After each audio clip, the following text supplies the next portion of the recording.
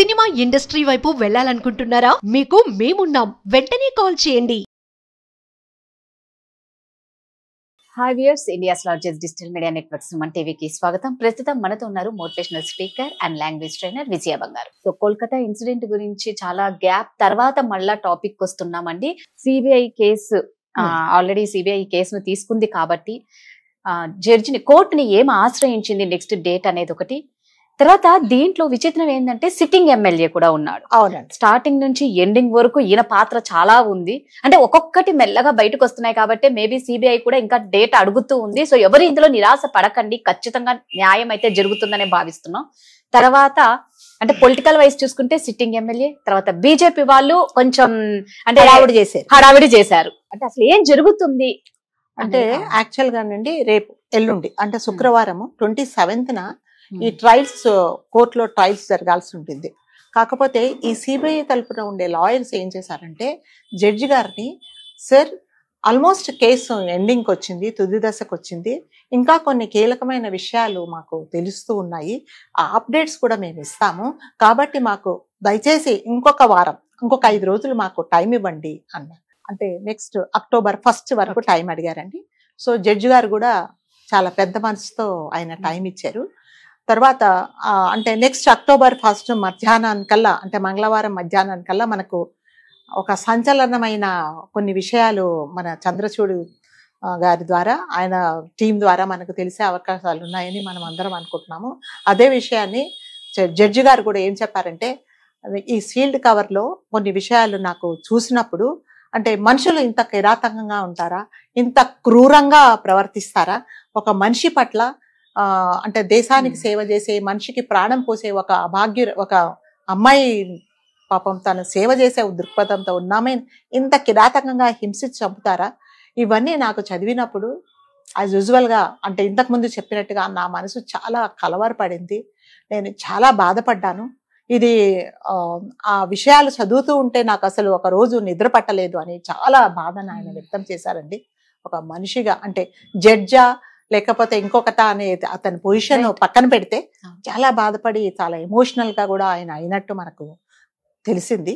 So కాబట్టి ఈ lawyers, CBI lawyers తరపున వాదించే లాయర్స్ ఏం చేశారంటే జడ్జి గారిని టైం అడిగారు. నెక్స్ట్ అంటే October 1న మళ్ళీ ట్రయల్స్ కోసం అని చెప్పేసి వాళ్ళు టైం అడిగినప్పుడు ఈయన ఒప్పుకున్నారు. సో ఎందుకు ఒప్పుకున్నారంటే ఆయన చెప్పారనమాట. సో October 1 అనేది ఆ రోజు ఒక మంచి క్రూషియల్ జడ్జిమెంట్ వచ్చే రోజు.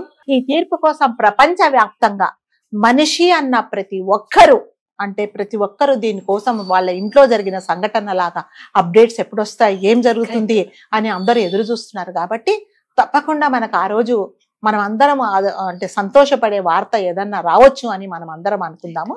సో October 1 మధ్యాహ్నానికల్లా మనకు ఆయన ఏం చెప్తారు అనేది మనకి కొన్ని విషయాలు తెలుస్తాయండి. సెకండ్, మీరు అనుకున్నట్టుగా సందీప్ ఘోష్, ఈ సందీప్ ఘోష్ కు కూడా నార్కో టెస్ట్ చేయాలని చెప్పేసి సిబిఐ వాళ్ళు కోర్టును మన చంద్రచూడ్ గారిని అడిగినప్పుడు ఆయన ఒక రోజు టైం తీసుకొని అతను పర్మిషన్ ఇచ్చారు చెయ్యండి అని. అంటే జనరల్ గా ఈ నార్కో టెస్ట్ చేయాలి అంటే ఇండివిజువల్ యాక్సెప్టెన్స్ ఉండాలండి. ఎవరికి చేస్తే వాళ్ళు సరే వెన్ దే ఆర్ రెడీ వాళ్ళు అప్పుడు మాత్రమే వీళ్ళు చేస్తారు. సో అడిగినప్పుడు ఆయన జడ్జి గారు పర్మిషన్ ఇచ్చారు. సో సిబిఐ వాళ్ళు ఇతని నార్కో టెస్ట్ గురించి సందీప్ క్వశ్చన్ అడిగినప్పుడు నేను చేయించుకోను అని చెప్పాడు. సో చేయించుకొని ఎందుకు చెప్పాడంటే అంటే ఇప్పుడు మనం అతన్ని డాక్టర్ అనకూడదు, సో డాక్టర్ అనే అతనికి లేదు. సో ఈ సందీప్ ఘోష్ అనే ఎక్స్ ప్రిన్సిపల్ ఏం చెప్పాడంటే నేను చేయించుకోను అని చెప్పాడు. నాకు ఆల్రెడీ 2 సార్లు 3 సార్లు మీరు లై డిటెక్టర్ టెస్ట్ చేశారు, సో మళ్ళీ నాకు ఈ టెస్ట్ చేయాల్సిన అవసరం లేదు, కాబట్టి నేను ఈ ప్రపోజల్ రిజెక్ట్ చేస్తున్నాను అని చెప్పి. అసలు ఫస్ట్ ఈ టెస్ట్ చేసింటే బాగుండేమో. లేదండి, ఫస్ట్ జనరల్ గా అంటే నాకు తెలిసినంత మటుకు ఫస్ట్ లై డిటెక్టర్ చేసి దాంట్లో ఇంకా ఏ విషయాలు వీళ్ళు చెప్పలేదు అని వీళ్ళు అనుకున్నప్పుడు మాత్రమే నెక్స్ట్ టెస్ట్ కి వెళ్తారని నాకు తెలిసినంత వరకు మాత్రమే. I don't know how far it is correct, నాకు తెలిసినంత వరకే చెప్తున్నాను నేను. సో అడిగినప్పుడు వాళ్ళు ఆయన చాలా అంటే రిజెక్ట్ చేశాడు, నేను దీనికి రెడీగా లేను. ఎందుకు రెడీగా లేడంటే ఆయనకు తెలుసు ఇదేదో మేనేజ్ చేశాను, నేను లై డిటెక్టర్ టెస్ట్ లో మేనేజ్ చేశాను, సో ఇందులో మాత్రం నేను మేనేజ్ చేయలేను, తప్పకుండా నేను చేసిన దరిద్రమైన పనులన్నీ బయటకు వస్తాయి, సో అందరూ నన్ను అక్కడే కొడతారేమో అన్న ఉద్దేశంతో ఆయన ఒప్పుకోలేదన్నమాట. సో ఒప్పుకోనప్పుడు సిబిఐ అంటే జనరల్ గా అతను ఒప్పుకోనప్పుడు మనం ఎవరు ఏం చేయలేదు. సో దాని తర్వాత ఏం చేయాలి అనేది మళ్ళీ మీరు October 1 కోర్టుకి వెళ్ళినప్పుడు కోర్టు వాళ్ళతో జడ్జి గారితో మాట్లాడి నెక్స్ట్ స్టెప్ ఏం చేయాలి, నెక్స్ట్ యాక్షన్ ఏం తీసుకోవాలి, when is not accepting for the test అనేది వాళ్ళు నిర్ణయం తీసుకుంటారండి. సో థర్డ్ పాయింట్ మీరు అన్నట్టుగా టిఎంసి సిట్టింగ్ ఎమ్మెల్యే, అతని పేరు మన దరిద్రానికి ఆయన కూడా నిర్మల్ ఘోష్ అండి. ఈ ఘోష్లందరూ తయారయ్యారేమో మనకు తెలియదు. సో ఆయన కూడా నిర్మల్ ఘోష్, అతను ఒక సిట్టింగ్ ఎమ్మెల్యే. సో ఆ సిట్టింగ్ ఎమ్మెల్యే ఆ సంఘటన జరిగిన రోజు పొద్దున 9 గంటల నుంచి ఆ దహన సంస్కారాలు అయిపోయేదాకా అక్కడే ఉన్నాడు. అతను చాలా సార్లు కనిపించాడు. కానీ అయితే ప్రెస్ వాళ్ళు అడిగారు మీరు ఎందుకు అక్కడ ఉన్నారు అని వాళ్ళు అడిగినప్పుడు అతను ఏం చెప్పాడంటే నేను సిట్టింగ్ ఎమ్మెల్యే, తర్వాత ఆ అమ్మాయి చనిపోయిన కాన్స్టిట్యున్సీ నా కాన్స్టిట్యున్సీలోకే వస్తుంది, అందుకని నేను వెళ్ళాను అని అన్నాడు. అప్పుడు ప్రెస్ వాళ్ళు ఈ అమ్మాయి తల్లిదండ్రులను అడిగారు మరి మీరేమైనా ఇన్ఫార్మ్ చేశారా ఆమెకు అతనికి రమ్మని అంటే నేను ఇన్ఫార్మ్ చేయలేదండి, మేము కౌన్సిలర్ కి ఇన్ఫార్మ్ చేశాము కానీ కౌన్సిలర్ రాలేదు. ఇన్స్టెడ్ ఆఫ్ దట్ అతను వచ్చాడు. అతను వచ్చి ఏం చేశాడంటే చాలా హడావుడి చేసి మమ్మల్ని కూడా భయభ్రాంతులను చేసి తొందరగా దహన సంస్కారాలు జరిగేలాగా ఆల్రెడీ 2 శవాలు అక్కడ ఉన్నప్పుడు కూడా వాటిని పక్కన పెట్టి మా అమ్మాయిని దహన సంస్కారాలు చేయడానికి అతను చాలా హడావుడి చేశాడు అని ఇదే ప్రశ్న ప్రెస్ వాళ్ళు అతన్ని అడిగారు. ఎవరిని నిర్మల్ ఘోష్ను అడిగినప్పుడు మీరు ఎందుకు ఇలా చేశారు అన్నప్పుడు అంటే జనరల్ గా మీకు ర్యాపిడ్ క్వశ్చన్ అంటే అదేంటంటే మీకు ఒక బ్రీతింగ్ టైం కూడా ఇవ్వకుండా వెంటనే ప్రశ్నలు అడుగుతారు, వెంటనే with in no time you have to give answer. So అట్లాగే ఇతను వీళ్ళు అడిగారు అనమాట, ఎందుకు చేశారు, మీరు అక్కడ ఎందుకున్నారు అని అడిగారు. అడిగినప్పుడు ఆయన ఒకటే చెప్పాడు, చాలా దేశభక్తి ఉండేవాళ్ళలాగా ఈ లా అండ్ ఆర్డర్ డిస్టర్బ్ అవుతుంది, ప్రజలందరూ చాలా ఎమోషనల్ గా ఉన్నారు, డాక్టర్స్ అందరూ చాలా అల్లర్లు చేయడానికి రెడీగా ఉన్నారు. సో ఈ బెంగాల్లో ఎటువంటి శాంతి భద్రతలకు లోపం జరగకుండా డిస్టర్బ్ అవ్వకుండా నేను వాళ్ళని అంటే అవన్నీ ఆపడానికేనే నేను ఇది తొందరగా చేయించాను అని ఆయన చెప్పారనమాట. యాజ్ ఆయన చాలా ఇంట్రెస్ట్ గా ఉన్నట్టుగా చెప్పారు. సో అదేంటంటే మరి ఇదంతా తర్వాత ఇంకొకటి ఏంటంటే ఆ రోజు సంఘటన జరిగినప్పుడు 9:50 ఈ Sandeep Ghosh call data check చేసినప్పుడు అండి దాదాపు 4 సార్లు ఈ సందీప్ ఘోష్ ఈ నిర్మల్ ఘోష్ కు ఫోన్ చేశాడు.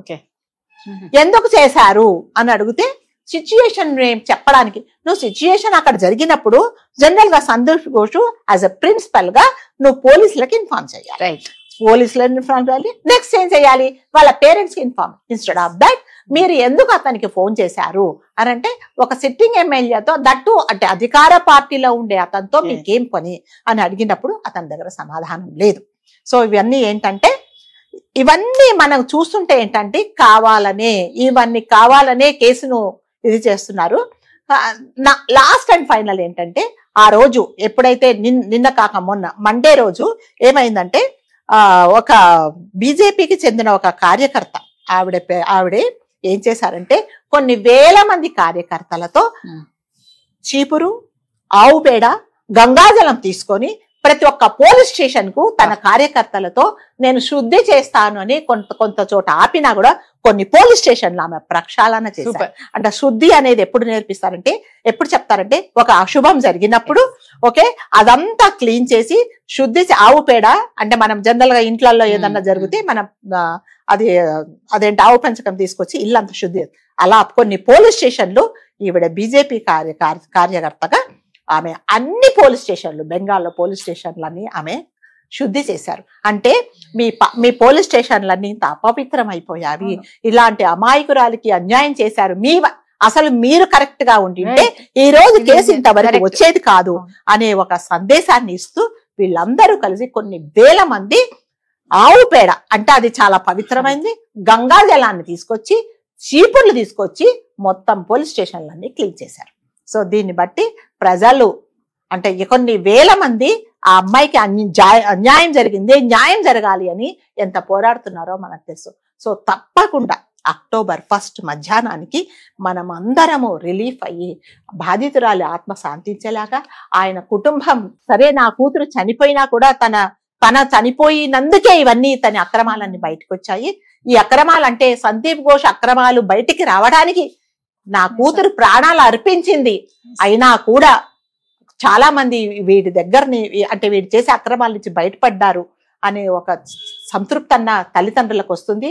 అట్లాగే మనం కూడా సంతోషపడే రోజు అవ్వబోతుందని మనం అందరం October 1 కోసం మనం ఎదురు చూద్దామండి. చాలా రోజులు అయిపోయిందండి. అంటే అందరిలో నిరాశ అయితే ఆల్రెడీ స్టార్ట్ అవుతూ ఉంది. ఎందుకంటే ఇన్ని రోజులు అయిపోయింది, 45 days అయింది. 45 days ఈ రోజుకి న్యాయం జరగలేదు అని నిజంగా అందరం ఆవేదన పడుతూ ఉన్నా, ఆ మొదట్లో ఉన్నంత ఇప్పుడు చాలా తగ్గిపోయేసరికి ఏమవుతుందంటే అంటే డాక్టర్స్ ఫాలో అప్ చేశారు. కాకపోతే ఏంటంటేనండి ఎమర్జెన్సీ కేసెస్ అటెండ్ అవుతున్నారు.